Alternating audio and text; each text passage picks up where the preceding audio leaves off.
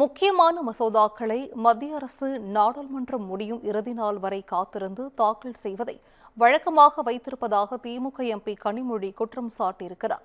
சென்னை விமான நிலையத்தில் செய்தியாளர்களை சந்தித்த அவர் இவ்வாறு கூறினார். அந்த காட்சிகளை பார்க்கலாம்.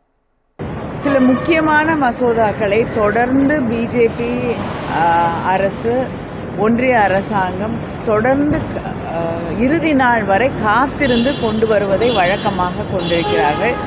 எதிர்க்கட்சிகளுக்கு அந்த கொண்டு வரப்படக்கூடிய மசோதா அவற்றை படிக்கக்கூட அவர்கள் நேரமோ அவகாசமோ அதில் மீது கருத்துக்கள் சொல்லுவதற்கோ அவகாசம் இல்லாமல் அதை எதிர்ப்பதற்கோ இல்லைன்னா அமெண்ட்மெண்ட்ஸ் கொண்டு வருவதற்கோ அவகாசம் அளிக்காமல் ஒவ்வொரு முறையும் இதை செய்து கொண்டிருக்கிறார்கள்.